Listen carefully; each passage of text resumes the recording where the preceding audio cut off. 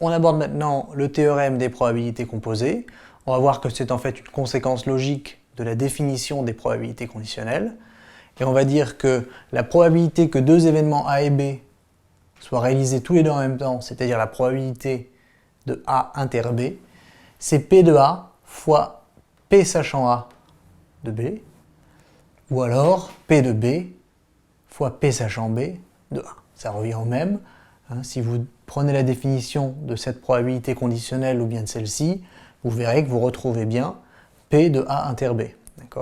Simplement, pour un problème donné, en général, il y a une forme qui est plus pratique que l'autre, qui permet de faire un calcul facilement, mais il est bon de savoir que ces deux formes sont interchangeables. Alors dans l'exemple ci-dessous, on reprend l'exemple précédent, on va prendre une pièce de monnaie non truquée, on peut faire face ou on peut faire pile. Si je fais face, je tire une boule dans cette urne qui a une boule blanche, deux boules rouges. Si je fais pile, je tire une boule dans cette urne qui a une boule rouge et deux boules blanches. Et on me demande quelle est la probabilité de faire pile et d'obtenir une boule rouge, quelle est la probabilité de faire face et d'obtenir une boule rouge. Alors c'est tout simple, on va simplement d'abord définir que probabilité de f c'est 1/2 et c'est la même chose que la probabilité de faire pile puisque c'est une pièce a priori non truquée. D'accord ? Donc pour ça, aucun problème. Et maintenant, on va pouvoir dire si f, alors je pioche dans cette urne et donc je peux savoir quelle est la probabilité d'obtenir une boule rouge puisque je connais la composition de cette urne. La même chose ici, si je réalise pile, je tire dans cette urne, ce qui veut dire que je peux déterminer la probabilité de tirer une boule rouge puisque je connais la composition de l'urne. Ça veut dire que la probabilité, sachant que f est réalisé, donc en supposant qu'on ait obtenu face, d'obtenir une boule rouge, eh ben c'est tout simplement de tirer une boule rouge dans cette urne, c'est 2 sur 3 par équiprobabilité. Et la probabilité, sachant que j'ai obtenu pile, de tirer une boule rouge, eh bien si j'ai obtenu pile, c'est que je tire dans cette urne-là. La probabilité d'obtenir une boule rouge, c'est simplement 1 sur 3, de la même façon par équiprobabilité.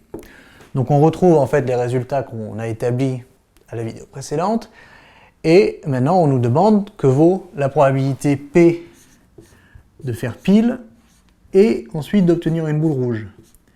Eh bien je vais dire, en appliquant la formule ici, des probabilités composées, que c'est la probabilité, sachant que j'ai fait pile, d'obtenir rouge fois la probabilité d'obtenir pile, c'est également la probabilité, sachant que j'ai obtenu rouge, d'obtenir pile fois la probabilité d'obtenir rouge. D'accord ? Alors par contre, cette écriture-ci n'est pas du tout pratique, puisque si je sais que j'ai obtenu rouge, bah, tant mieux, mais j'aurais pu l'obtenir ici ou ici, et la probabilité d'obtenir pile, c'est-à-dire sachant que j'ai eu rouge, d'avoir eu pile, ça me semble assez compliqué. Par contre, cette formule-là est bien dans l'ordre, c'est d'abord la probabilité d'obtenir pile, ensuite la probabilité, sachant que j'ai obtenu pile, d'obtenir une boule rouge. Donc ça, c'est tout simplement égal la probabilité de pile 1/2 fois la probabilité, sachant que j'ai obtenu pile, d'avoir une boule rouge, et bien c'est 1/3, ce qui nous fait 1/6. Donc P de P inter R est égal à 1/6. De la même façon, la probabilité de face inter R, c'est-à-dire d'obtenir face puis de tirer une boule rouge, eh bien c'est tout d'abord la probabilité, sachant que j'obtiens face, de tirer une boule rouge, fois la probabilité de face. Voilà, et ce sens-là est le meilleur sens, puisque d'abord, probabilité de face, qui vaut 1/2. Ensuite, si je sais que j'ai tiré face, eh bien je sais que je pioche là-dedans, donc la probabilité d'obtenir une boule rouge, c'est très simple à déterminer. Et ça vaut d'ailleurs 2/3, c'est ce qu'on a vu, donc ça nous fait 1/2 fois 2/3, c'est-à-dire 1/3. Voilà. Donc c'est l'application directe de ce théorème.